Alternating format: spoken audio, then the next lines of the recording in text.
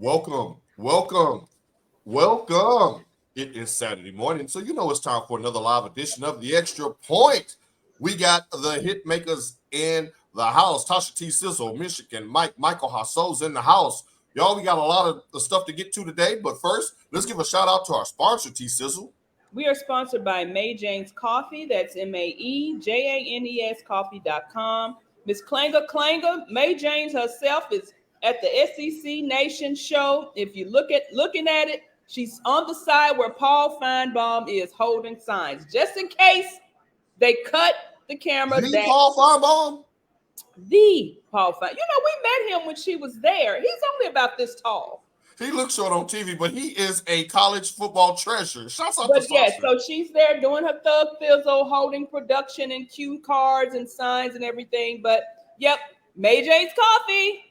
Right on. And this show is also brought to you by Wolverine Comics. That's Wolverine_Comics TX. We are not in the sports world right now yet, but we're getting there. so shout out to our other sponsor partners. Now, ladies and gentlemen, let's just jump right into it. The month of September has been absolutely horrific for the SEC.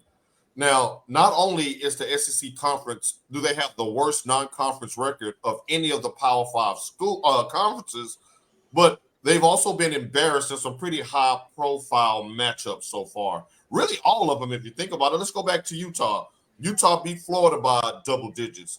Then last week you had the unranked Miami team put up damn near 50 on Texas A&M, or ranked Texas A&M.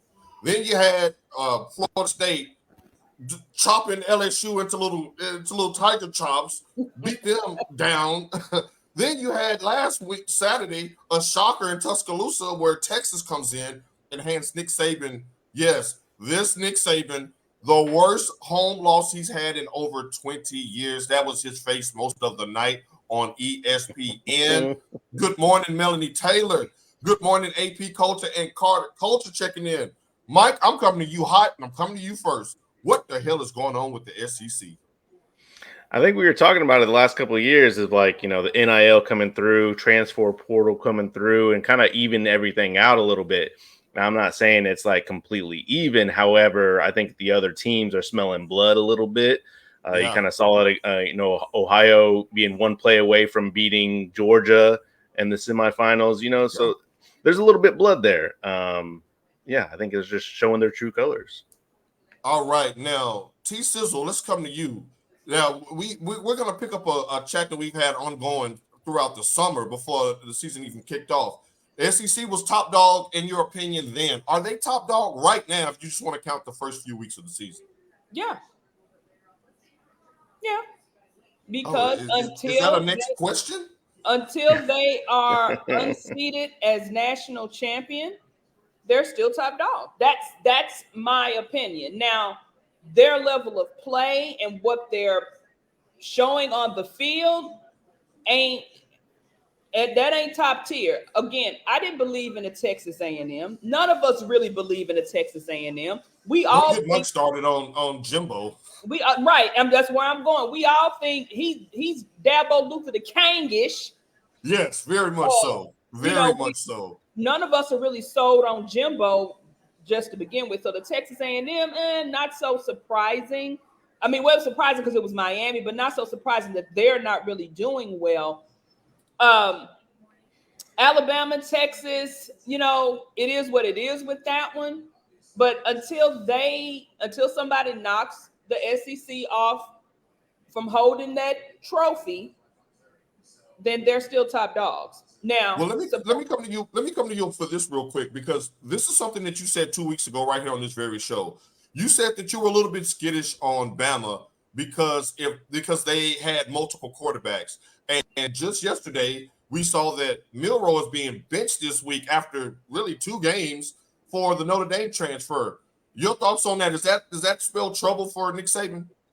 Any program, but we also said that with the way college football is going now, the style of play has changed. Yeah, they got the quarterback, but you can't just blame him they don't have the team, which is remnants of JJ when he was at Michigan. Right. He didn't have the team to support his style of play.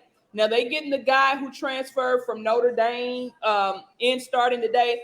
But if they still are struggling, then coach, it's not your quarterback. It might just be your team. But before we get off of that, we were talking about the non-conference schedule. A&M plays UL Monroe today. Auburn plays Samford. Kentucky plays Akron. And Vanderbilt plays UNLV. That is their non-conference schedule for today. Not well, so they're not going to gain any cachet this week. No. Even if they sweep. Now, Langston says this is not a bad loss for Bama. They have taken early losses before to go on and win the Natty. Mike, do you agree? Yeah, I mean, Texas is a good team. We all know that. The only thing is that they still have, Tasha's point, they still have the rest of the SEC schedule to hit up. So it's assuming that they're not going to take another loss. A 2-loss Alabama, they're not getting in.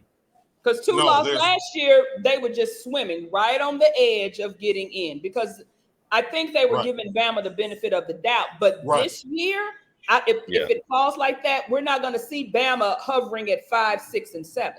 Now, Mr. Glenn agrees with you with what you said in your opening salvo, Tasha, that the NIL and the transfer portal, I'm sorry, Mike said that, will be the end of Nick Saban. And it's starting to see the playing field leveled out. Texas was bigger, stronger, faster on both sides of the ball. Both lines were dominant. The score really should have been worse than what it was. Right. And if Nick Saban, if you don't get this quarterback situation done, you're in a bad way. Now, Tasha, it's the O-line too. And I put that on Facebook. I said, is it the quarterback, the O-line, and something else? That O-line wasn't Alabama-ish. Now, Lexi says we say this every year, and the SEC already gets them in, which brings me to the next question. I'll read it right off the paper because y'all right there with me mentally. How long, and either one of you feel free to jump in, how long until the SEC no longer receives the benefit of the doubt for their past winning tradition? Is it this year? This may be the year. I think this may be the year too. Mike, you're laughing. The play overall is the SEC is down bad, man, as we say. Yes. They down bad. Until they start really winning, the biggest matchup today is Mississippi State and LSU, Tennessee. I'm gonna be watching. Those are the two top games today. Who else is playing anybody today? Right.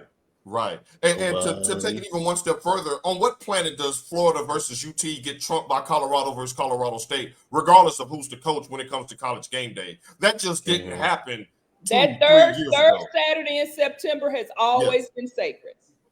Now, Langston agrees with you, Tasha. He says, hey, if Georgia goes on in 3 peats, then SEC is still top dog. Mike, do you agree? Does Georgia hold the keys to all of this? Yeah, I think so. We were talking, earlier in the week, and I was saying this could be the year that SEC doesn't even get into the Final Four. I could see it. Now, is it likely to happen? Probably not, but I could see it being, FSU, USC, Texas, and Michigan, Now, check this out. Now, Langston's coming at your neck, Mike. He says win one Big 10 and 12 and quit crying. There's no tears here. Yeah, there ain't no crying here. There's no crying. But we do need to win one, though. But that's the thing, though. SEC keeps thinking about their top 2 teams and saying, oh, yeah, we rule the world. No. Those 2 teams have been ruling the world. You look at the SEC conference as a whole, that's what we're talking about. Mike, on Fentanyl this morning, the love fest continues. When football season, Mike and Langston are going to put on them boxing gloves. That you can count on. Mike, I think I have a scenario for you too, Tasha, where there's no SEC teams in. LSU and Alabama are going to give one or the other another loss. If that team goes on to beat Georgia and you have a 2-loss SEC champion, could Georgia with 1 loss fall out too? You can't have Georgia go in above a SEC champion, but a 2-loss SEC, I don't know. Somebody better run that table in the SEC. You're not because it's gonna get very interesting come selection day if you have the SEC champion with 2 losses and you keep them out of the playoffs. Mike, you are the new Brandon. Brandon gets a shout out. Throw up the X, Tasha, the sizzle. Now, conference is not struggling right now. It's the Pac-12, and the biggest, brightest, shiniest star in the Pac-12 is not even USC. It's the Colorado Buffaloes, who once again find themselves in the midst of all of the banter this week. Now, Prime, we understand now that coaches are coming for his neck, Coach Prime. Now, what's his name? Coach Norvell for Colorado State, who plays Colorado tonight on ESPN, came out of his mouth on Thursday saying that, and Mike, this is a perfect illustration, saying that grown men, they remove their hats and their glasses when they're talking to adults because that's how his mama raised them.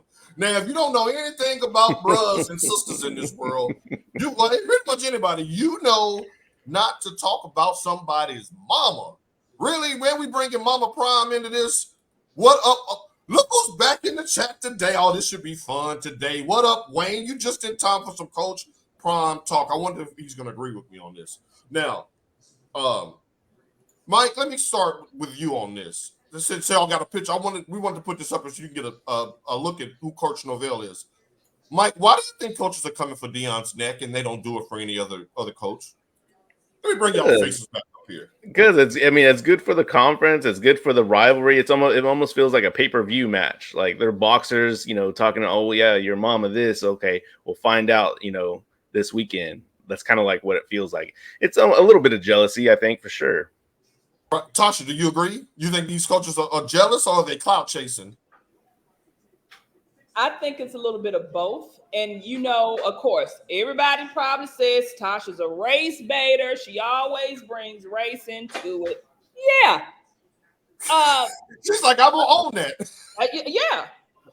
It's also, the thing is, Prime was probably some of these coaches' favorite player back in the day. They probably enjoyed watching Prime, or unless they're the get off my lawns and didn't like his, run it back Prime and his dance in the end zone.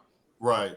There you go, and Wayne. His flair and his pouring the cold bucket of water over that journalist in the MLB World Series and all that good stuff. Well, this is what somebody said on Twitter.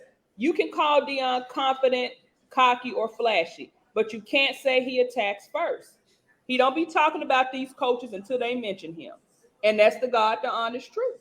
That's what happened this week. But ladies and gentlemen, I have an opinion about this that may not be very popular. And Mike, I need you to stand in between me and the camera when I say this. Because when I first saw this drop on Thursday, Coach Norvell's comments about Deion, okay, all right. It's always an issue, yes, but it is. But needless to say, when I saw this pop up, this quote come up from Coach Norvell, what it gave me was a WWE style storyline that's orchestrated by ESPN, Deion, and Coach Norvell. I think this is trumped up charges. I think Deion got on the phone with Coach Norvell and said, "Hey man, look, this is ESPN. This is our primetime game." ESPN, to their credit, this is their first crack at Deion. His first two games were on Fox in the middle of the day and did millions and millions of views. Now, ESPN has pumped all of this money into promoting Deion. Yesterday, he did a whole tour first. The Pat McAfee show. He's on Sports Center. He's on College Game Day this morning. They want people to watch this game. We joked around before Coach Norvell's comments earlier this week that we're not going to stay up to 9 o'clock to watch Colorado State get whooped by 30 points. What's the best way to get us to watch? Oh, is Prime Time going to shake his hand? Is he going to wear his hat and glasses? Now the team got glasses. Now Stephen A. Smith wearing glasses. I saw Desmond Howard with sunglasses on this morning. Now, to the race bait issue, it got us fired up. Oh, don't you be talking about our mama. Now you done talked about the black man mama. Now I'm going to tune in because I want to see them kick his ass. So I think, just me, I think that Deion and Coach Norvell and ESPN got on a conference call and said, hey, how can we get as many people to watch this as we possibly can for a 10 o'clock Eastern start for a game that nobody really gives a damn about? What do you think about that, Mike?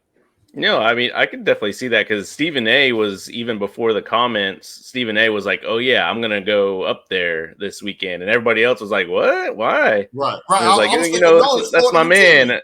And then all of a sudden we look, and everybody's there. The Rock is there. Everyone's doing their shows there. I was like, man, okay. I can Right. definitely see that.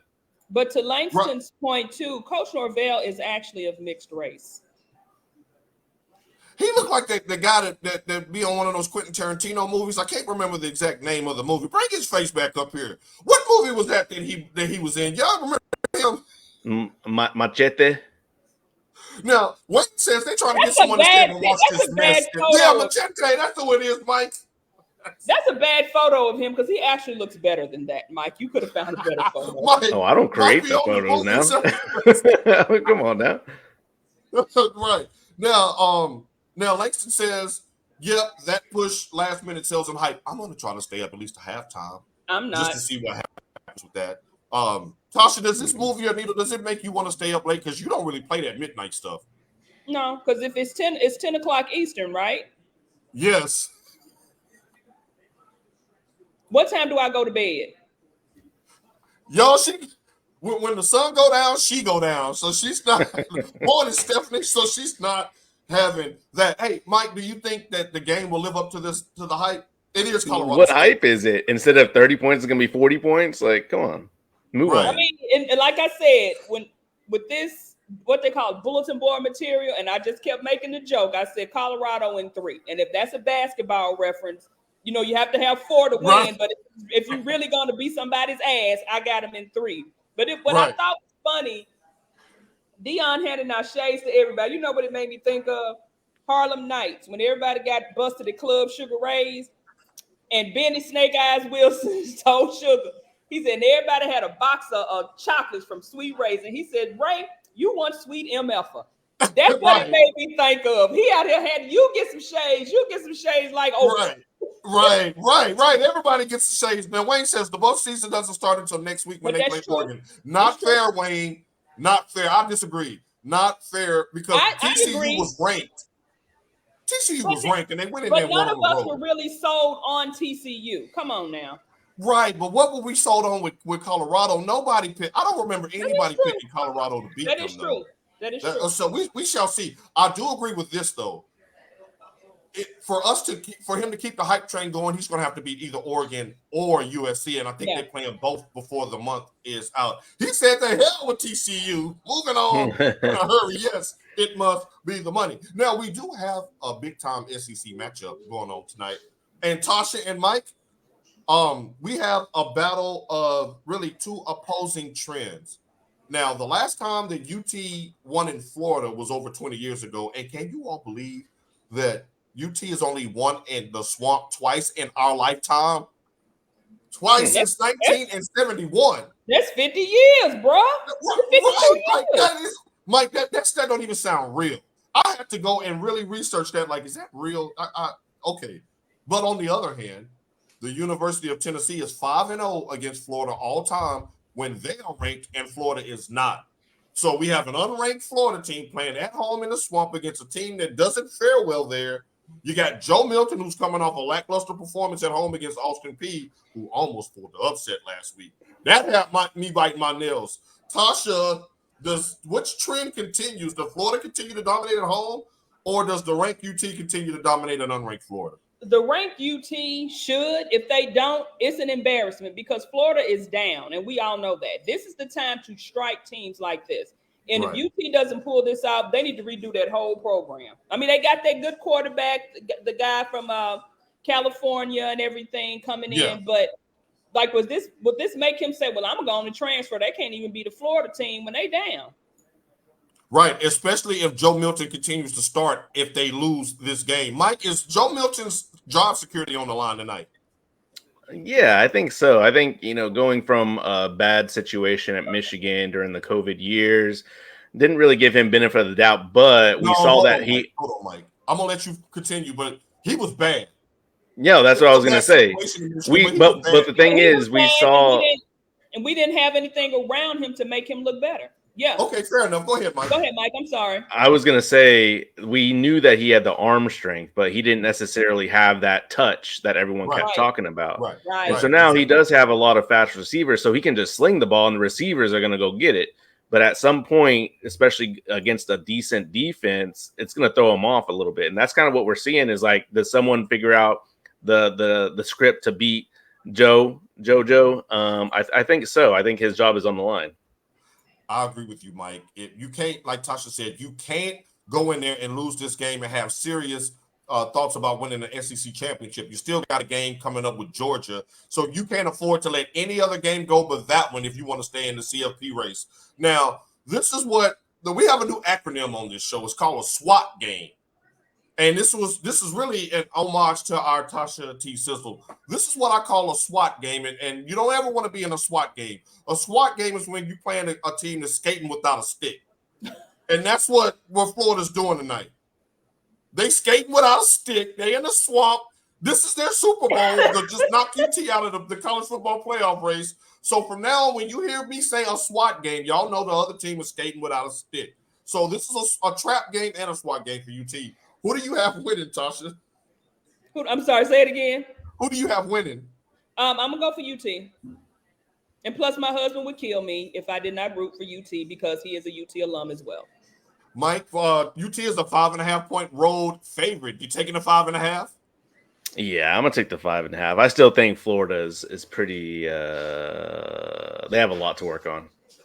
Now, Wayne does bring up a good point. People got tape on UT's offense this year. Austin Peay ran a 3-2-6, if that equals 11. Like, they had 3 down linemen and 2 linebackers, and the way that they played that spread was phenomenal. You could tell that Joe Milton was comfortable. I'm just curious to see if anybody else will be daring enough to get away from what they normally do to try to mimic what Austin Peay did. They were well coached and well prepared for that game. So we got a UT sweep.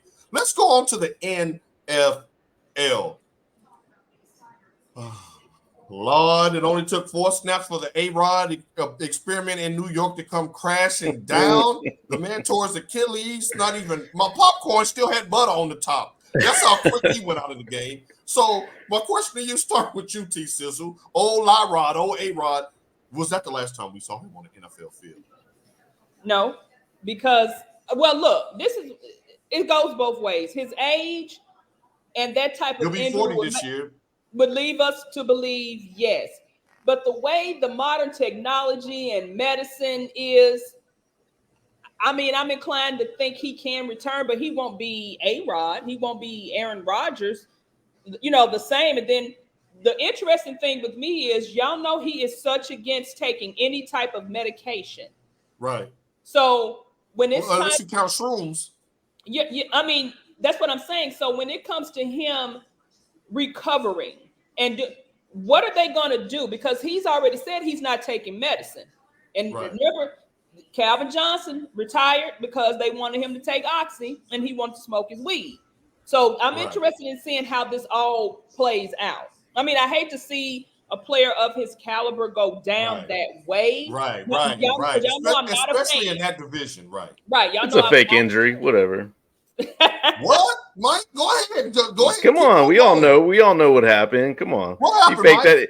that. He said, "No, I ain't giving Green Bay my first round pick. How about this? How about I go ahead and sit this one out? We keep that number 1 pick, and then I come back next year." It plays itself. Come on. Wow. Langston with the shot at Mr. Lee. He said, "Paul, you worried about your addition, Mr. Lee math class, huh?" No, I was in Shout out to Mr. Lee. Math class. Thank you very much. Now, the AP coach said, A-Rod Rodgers getting a little old. Yes, he will be 40 this year. Mike says he was already done. Stick a fork in him. Mike says this is all a ploy for him to stick it to Green Bay one more time. Now, something did happen this offseason. He said, "What the hell, Mike?" Now, if you wanted to believe Mike, we do have a breadcrumb trail that's going back to him giving back that damn money in the offseason. He gave back $35 million in the offseason. Maybe he's like, okay, since I'm going to sit this out, I'm going to do y'all a solid in case y'all need to go sign a replacement for the year.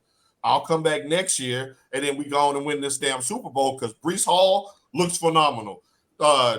Garrett looks phenomenal. Garrett Wilson looks phenomenal. That defense, Sauce Gardner, put the clank on Diggs.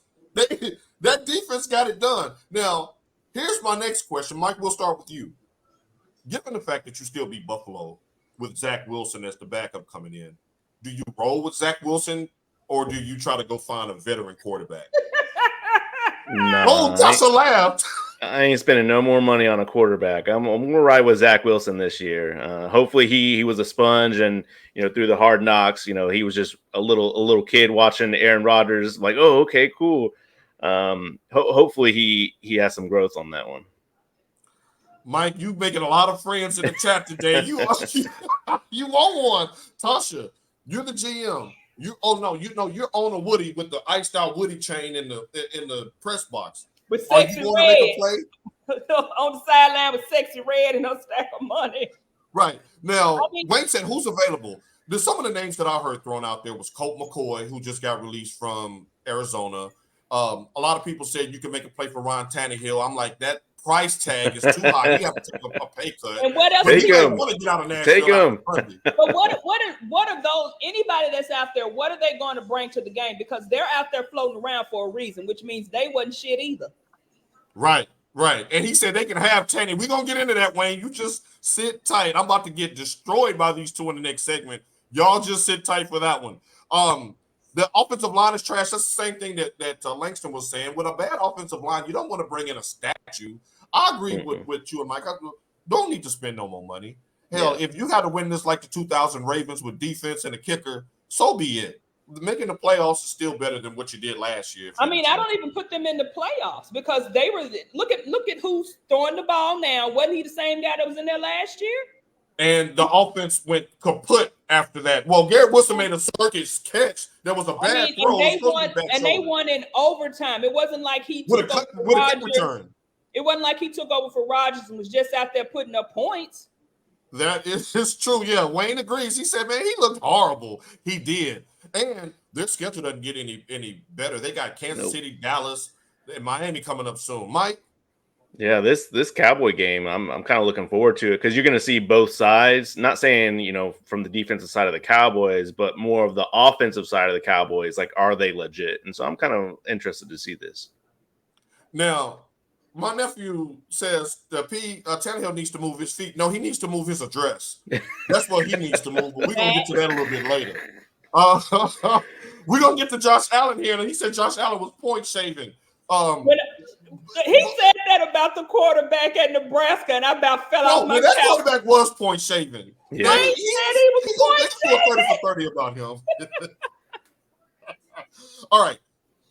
Mike, what outcome surprised you the most in week 1 of the NFL last week? I'm gonna say how I'm gonna say how lackluster the teams in the Super Bowls have been. And now what? Go ahead. I'm sorry. Go ahead. Please. Yeah, no, moving seat, not moving seat. Go ahead, Mike. No, I was like 49ers weren't even in the Super Bowl. What are you talking about? Yeah, when you said that, I was like, wait a minute. No, I'm talking about Kansas. So Kansas City usually starts out slow, but so them it's not really a surprise. However, I was really surprised with the Eagles because they finished so strong, specifically on the offensive side. Like Hurts had almost 400 yards, total in the Super Bowl. And then so for him to start out so slow, it's been like, like what's going on, man? It's not even like him not throwing the ball. It's like him not doing his reads, him eyeing down which receiver he's going to. It's just it looks a little sus. And AJ Brown is about to be a problem in Philly if he don't get that ball. Man, because Devontae Smith looks like the lead dog right now, and that dog ain't hunting with AJ. He's a diva. Trust me. Tasha, what was your biggest surprise from last week?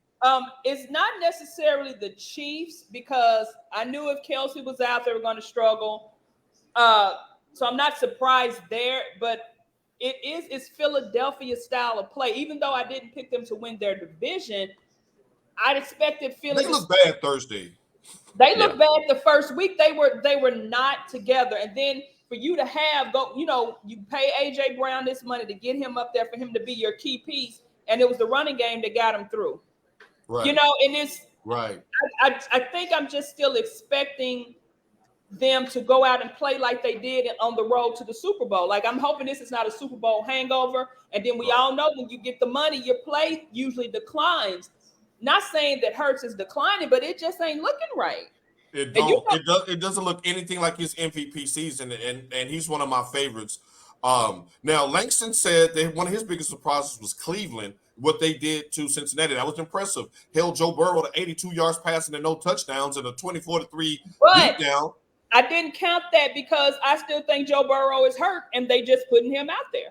Woo! We're going to get to that because I wonder if the money might be a recurring theme today. Minnesota losing to Tampa was surprising. I'm going to go with yeah, right, because you ain't betting on no Kirk Cousins. I ain't room for nobody that's being quarterbacked by Kirk Cousins. Now, I got a 1 and a 1A. Now, for one, it was Dallas's domination of the Giants. Now, we all had Dallas winning that game, but 40-0. And the way that they demoralized the Giants, I thought that was very surprising. But my biggest surprise was how the Rams went into Seattle and put the hammer on the Seahawks with no Cooper Kupp, with no Jalen Ramsey. They had I thought they were tanking. I thought they were tanking this year. But again, I mean, a lot of these, the way some of these teams are playing, again, I don't expect much from Seattle. I mean, I think they were a lot of these teams just caught a wave and they rode it. I'm not high on Seattle. I was never high on the Giants because their quarterback is a bum and the running back don't want to be there. So I don't expect much from the Giants. So I'm not surprised by a lot of that. Right. Interesting. We shall see. Christina in the house shouts out to the state of Georgia, who's rolling along. All right. Let's play a game of this or that. Now, remember, y'all love me. So just keep that in mind. Everybody's watching this. Hey, everybody can see what y'all say. Y'all protect my feelings on this because I have to ask these tough questions, and I know what y'all going to say, but I got to ask. All right. I'm going to give you 2 options. You pick one. We're going to start with UT Sizzle. Who was more impressive last week, offense, defense, special teams, the Cowboys or the 49ers? Next question. Mike, who was more impressive last week? She's going with the 49ers, the Cowboys or the 49ers. Both look really good.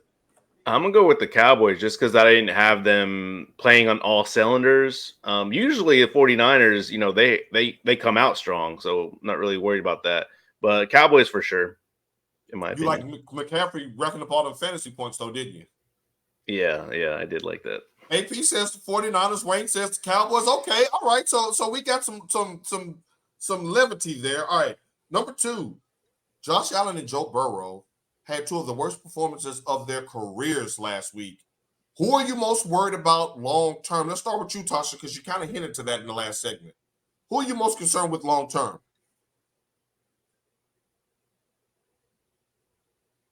Okay, so she's frozen solid there.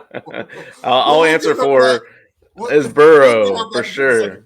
Mike, who are you most concerned with long term? Josh Allen or Joe Burrow? Yeah, it's Joe Burrow. I would agree with Tasha. So, I mean, that's kind of the future they were relying on, you know.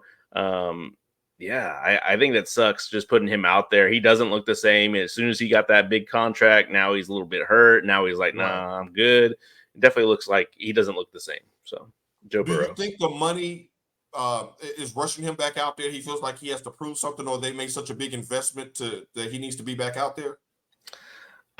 Yes, but I don't think that it's getting to him. I think he's proven that he can play in big games and get the hype. Yeah, so I'm not too worried about him on that. And on the flip side, for Josh Allen, he's never really I mean, he had his time, right? So, like, as he's declining, he's on the decline. Everybody knows it. So everyone's just like, man. Really? You think so? Yeah. Okay. I mean, he had so many chances. Last year was the Bills' year, and look what happened. Okay. Now, somebody's saying, go on, spit it out, Tasha. Here's the question. Who are you most concerned about after their week 1 performance going forward? Josh Allen or Joe Burrow? Ooh, Joe Burrow. I said it earlier because I'm not sure that he is healed. Josh Allen gonna be Josh Allen. He gonna be as good as Stephon is, as good as his defense is. But Burrow, if he's injured, you can cancel Cincinnati. That was putrid. And they got a tough Baltimore defense that they're going against this week, who's going to mimic everything that Cleveland did last week. I'm going to say Josh Allen for the simple fact that you can heal a calf, but the turnovers, man, like, what are you doing, Josh Allen? Like, I'm worried about his psyche.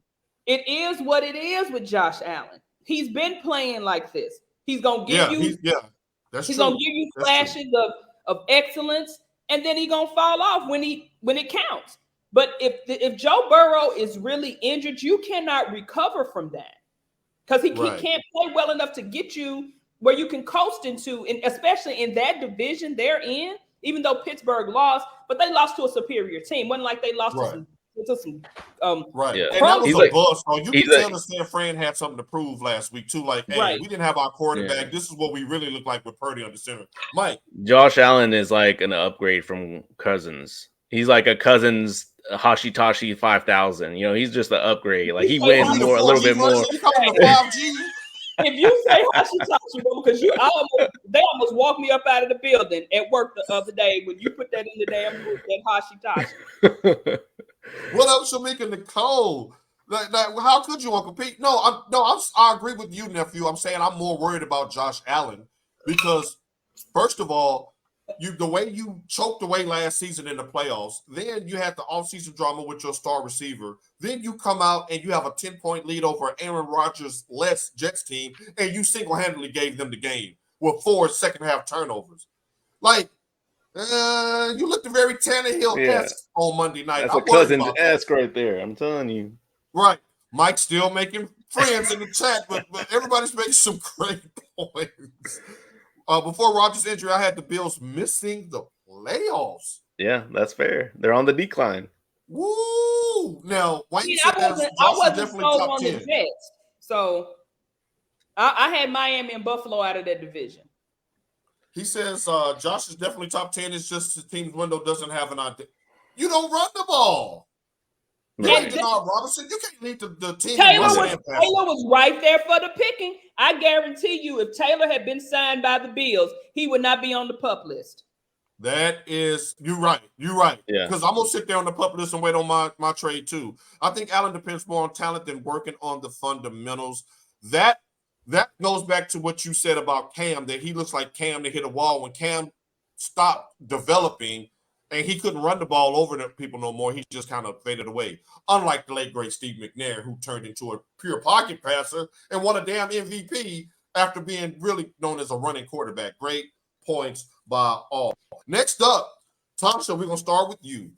Who finishes this season with more receiving yards, Justin Jefferson or Tyreek Hill? Both are off the scorching starts. Hill. You like what you saw out there in L.A. last week, huh? Did I? Cheetah. Right. With the vibrato, y'all, that was in perfect pitch. Run that back when the show is over. That was in perfect pitch. Mike, you got Cheetah on your fantasy team. What say you? You know I'm going with Hill. You know, Tasha over here. I like Cousins, right? So I like his work ethic is what I mean.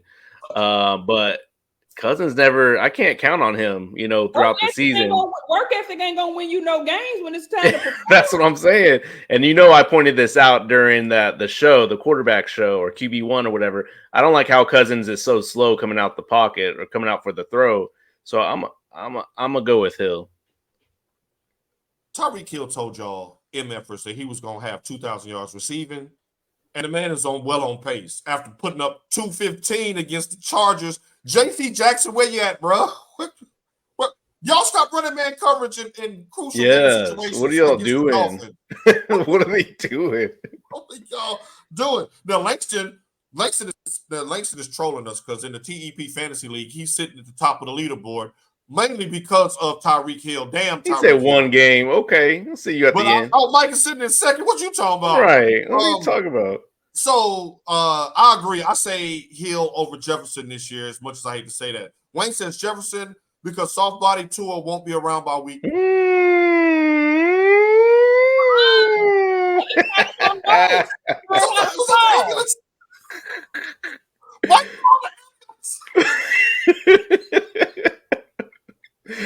do. Yeah, that's how it sounds over here. I'm with Tasha. The Tua slander must stop. Y'all got to stop with the Tua slander. The man is leading the league in passing right now. Well, he's behind Cousins. What did Cheetah do in the games when Tua was out? Still put up numbers. Yeah, that's why. Yeah, regardless. Fly, right. He stayed fly. Now, next up, Josh Jacobs and Derrick Henry finished 1 and 2 last year in rushing.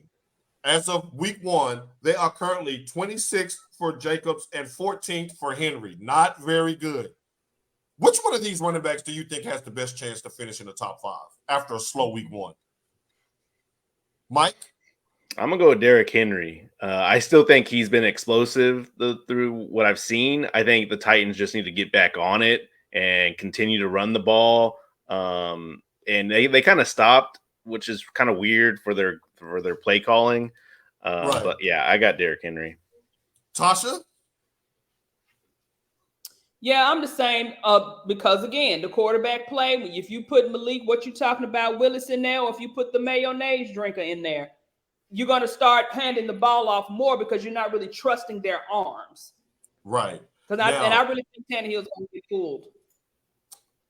Wow, this is crazy because y'all are basically reading this script and they have no clue what I'm about to ask them next, but they're walking me right into my next question. I want to say it's going to be Jacobs because I don't trust the new offensive coordinator. Derrick Henry didn't get a lot of touches last week. They're trying to do this whole outthink the DC thing. It didn't work. I think he'll get a lot of touches this week because DeAndre Hopkins is dinged up and may not play on Saturday. But I'm kind of worried about the King. I'm gonna go with Derrick Henry, but I'm not saying it with much confidence until I see them make him the feature back again. Yes, what you talking about, Willis. Now, last but not least on this or that, last question. Who gets benched first? Who gets benched first? Ryan Tannehill or Russell Wilson? Go. Tannehill. Tasha can't compose yourself. We need an answer. I can't. Only reason why I'm going to go with Russell Wilson is because they don't want to put the other quarterbacks in for the Titans. Here, now you know, like Tanny. Here we go. Henry, if the dang offensive coaches called 23. Look, I agree with Wayne in this regard. The offensive coordinator had drawn up 2 plays that would have been touchdowns if Tannehill didn't overthrow the receivers. 2 touchdown passes, Mike. You saw those. That's egregious. That's like missing a wide open layup under the rim and you're an NBA player. Like, that just doesn't happen. They won't bench Tannehill. He will fake an injury. Oh. Now, Wayne does agree with you. He said, facts, T.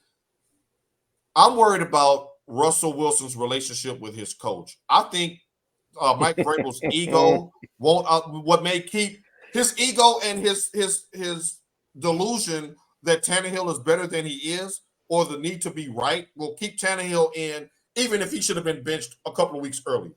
I do agree with Mike. The succession plan is in place. It's just, when is he going to pull the trigger? I think that Mike Vrabel's pride won't let him bench Tannehill quite as quickly as Sean Payton, who already told him quit kissing damn babies. Like, Sean Payton got 0 patience for Russell. It sounds like he don't even like him. Yeah. So, I mean, but like I put in the group, I just said it to Mike. Not put it in the group, I think. That's always been Russell, and it's always worked. So Sean, he got more rings than you. So why are you worried about what this man is doing? If he's out there playing and producing, then leave the man alone. Yeah, we all know Russell is corny by our standards of corny. Not saying with the whole mess with his wife. No shade, but he is corny. He is in a cool, corny way. Yeah. Right, but the way he has lived his life has been effective and productive for him and the teams that he has played for. Right. And I like the fact that, just as an aside, that as a man, the way he's at least publicly, outwardly treats his family and portrays himself as a father and a husband, and he's cool with that and not being the Larsa Pippen or whatever's going on. Like, I respect him for that, but that's for the Peace Corps. That ain't for football. Right. I don't care if you chop somebody's head off. If you can run for 200 yards, I'll sign you up. Now, Glenn wait says, a minute. They took somebody's Heisman for doing something similar. So no. Now, ain't because of Wilson. Tannehill has to break both legs before that happens. That's what's frustrating me about this season. I think, to Mike's point, the Titans will win if they can get Levis in there. I'm not sold on what you're talking about, Willis. Now, here you got the Titans fans checking in. Wilson, because the Titans are okay with going, Stephanie, And You supposed to it's say that true for though. The FaceTime. truth hurts. Truth hurts. Hey, It does. hey. No, Tasha. Hey, I knew this was gonna hurt to ask this question, but it had to be asked. The Titans' philosophy to keep it close and win at the end has ran its course. It's Vrabel that has got old. Right, but they fired the GM, so now it's help me, Lord. The Titans are waiting for Levis to get ready. They're not putting Willis out. They won't put Willis out there. I agree. And I They're don't waiting think on Levis is mayonnaise the to get ready. answer. I don't think Defensive coach mentality. Yeah. Everybody's giving Levis all these flowers and putting him up on the pedestal when I don't really think he's that good. Right. Now, I'll thank you, Tannehill, for what you did. You were an upgrade over Mariota, but even your new car breaks down eventually, and you got to get another one. So I'm on board. Like I know I come off in our group chat as being defensive of Tannehill because I'm sensitive and I love my team, and I'm sensitive about my stuff like Erykah Badu. But the truth of the matter is, I don't care if it's Quincy Carter. I don't care who's quarterback as long as we win it. Not Quincy Carter. But I think that Vrabel is going to mess this up with benching Tannehill too late instead of on time. So I'm going to go Wilson on that. All right, ladies and gentlemen, we did our pick 5 last week, and one of us is undefeated. Say it ain't so, Joe. Producer, run me my stats. Got you. Look who's in first place in the extra points pick 'em. One Tasha T. Sizzle batting 1,000. Look at this. Mike is coming up. Well, you did call New Orleans by 1. That was a great call by you. Bonus You would have points. thought that for 1 point win. And somebody's got a losing record down there on end, but we'll worry about that later. Next time for our picks this week, I'm about to catch y'all's ass. Let's start with the Chargers versus the Titans. 2 0-1 teams itching to get back in the playoff hunt. The Chargers are a 2.5 point road favorite. Tasha, you going head up. Who you got? The Chargers. Going for the Bolts. All right, now, here's the thing now. Before you make this pick, let me be fair. Austin Eckler's out of this game, their star running back. He's not playing. Are you still taking the Chargers? I said what I said. Okay, fair enough. Mike, who you got? I got the Titans plus the 2.5. I'm going to go with the Titans plus the 2.5 because I think that they will get back to running the ball with Henry, and I think that no Austin Eckler is going to be a huge loss for my fantasy team and for the Chargers. Lance says Herbert goes off for 350. Throwing the ball and covering the receivers. Who y'all got? Oh, nobody. And our starting safety is out of Monty Hooker. So there's that. Next up, we have Kansas City, who are at full tilt this week with Kelsey and Chris Jones back in the lineup. They're on the road at Jacksonville. Jacksonville is a 3.5 point home dog. Tasha, who you like in this one? I need Sunshine to get them points for my fantasy, but I'm going to go with Kansas City. Lord, everybody in Nashville is a Kansas City Chiefs fan this week. Who you going with, Mike? You taking Kansas City in the 3.5 they land? Yeah, I'm doing Kansas City minus 3.5. All right, I'm doing the Kansas City sweep there. Right up the street in Arlington, we have the New York Giants and the Dallas Cowboys, 2 of the best defenses in week 1 squaring off. With no Aaron Rodgers, the line has moved to 8.5 points for the Dallas Cowboys. Tasha, who you taking? The bitches. All right, I'm going to keep rolling. Mike, you think that's a low enough number? That's a pretty big spread for the NFL, Mike. Yeah, it must have moved up because I had it separate now. I have to actually think about that. That's a high number. That's a high number. And it's how they get to Buffalo's quote-unquote high potent offense. This is where spread gets hard. I'm gonna go with the Cowboys minus 8.5. Woo! I am as well. I ain't gonna catch y'all if y'all keep taking my picks. Langston's taking the Cowboys and the points. Langston said Chiefs by 10. Lord Jesus, please let that be the case. We need them to catch an L. AP says them boys by 6. So taking the points for the Jets. Next up, Baltimore versus Cincinnati. Always a good one. Cincinnati is a 3-point home favorite. Who you taking? Tasha T. Sizzle. The Ravens. Okay, so you betting on black. Mike, you taking Cincinnati? They bounce back this week? Yeah, I got Cincinnati minus 3. I'm going to go with the fighting Lamar Jacksons. I need to gain a game on Mike. So I'm going with Baltimore covering the 3 points. I don't trust Burrow's calf until he shows me. Now, Langston said Burrow rights the ship. He agrees with Mike. Good to see you two agree on something today. Martrice is going with the Ravens. My nephew's going with the Ravens. All right, well, that should be a good one. And last but not least, Tasha's bet on Black Bowl. We got the Cleveland Browns versus the Pittsburgh Steelers. Pittsburgh is a 2.5-point home dog. Mike, you taking Pittsburgh in the 2.5? No, I'm taking the Browns -2.5. They look bad Sunday, Mike. They looked horrible. I'm gonna go with the Browns. Tasha, explain yourself. What the hell happened? Why'd y'all do Pittsburgh like that? All I know is Coach Tomlin gave the team black forces. Uh-oh. So is this a SWAT game? So with that being said, I am betting on black, and I'm going with the Steelers. Yeah, look, Cleveland, Pittsburgh skating without a stick. They down Deontay Johnson. They got embarrassed at home. They're going to be on national television, and you know Mike Tomlin don't play like that. Why is everybody named Mike defensive-minded? You notice that? I mean, look what he coached. Half of the people he coached in Tampa is in the Hall of Fame. That deserves a retweet. That is very true. Now, Langston's taste for the Browns shines through yet again.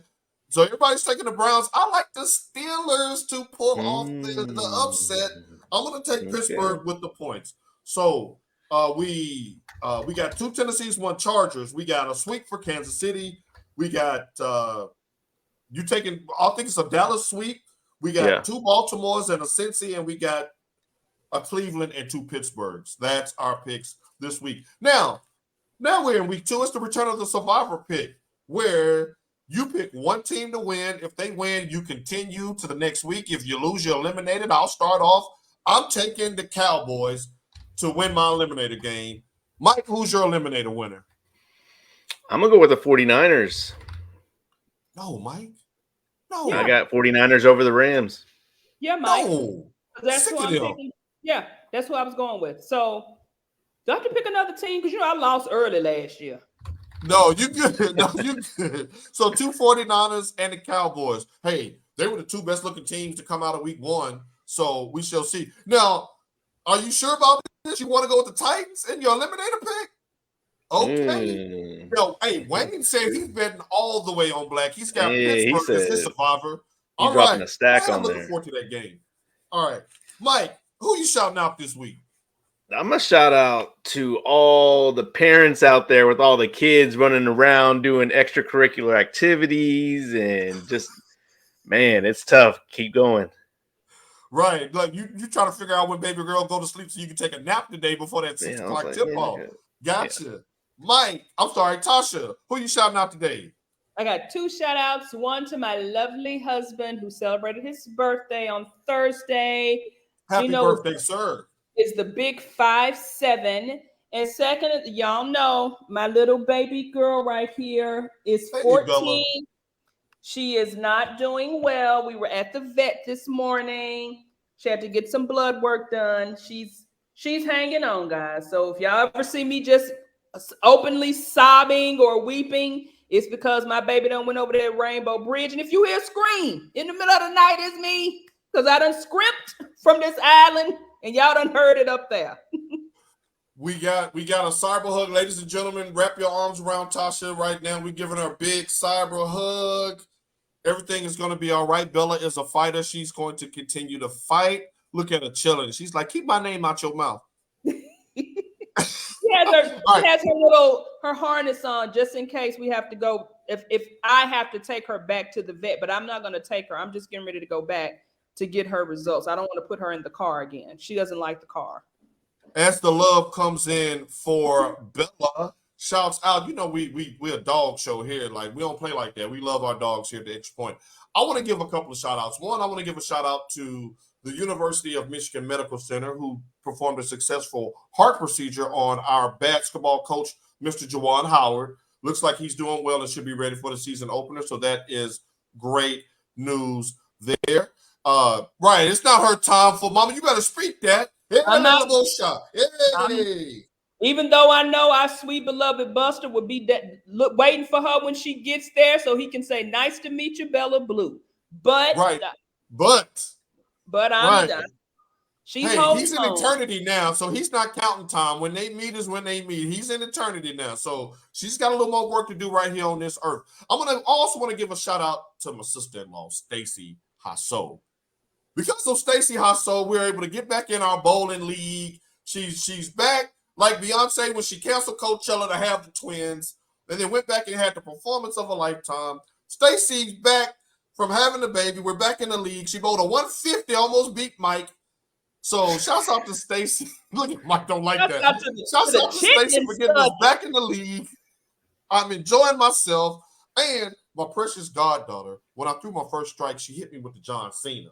So next Wednesday, when I throw a strike, y'all best believe I'm going to hit y'all like this. Shouts out to baby Riri. And shouts out to all the dog owners out there. We are with you in thoughts and prayers. Langston has a shout out. He says, shouts out to Jeezy. He returning. Bye, y'all. We're going to see y'all in 6 days and 23 hours. Until then, Mike, what do we tell the people to do? Go Blue. Tasha. Vamos Azul. We out of here. Peace. Go check on Bella. We love y'all. Bye. I'll give it to you as long as you want. Right. Bust the fault. And Bella's going to fight. We out of here. Peace. Go Vols. As long as you know I got it. No, gotta be you.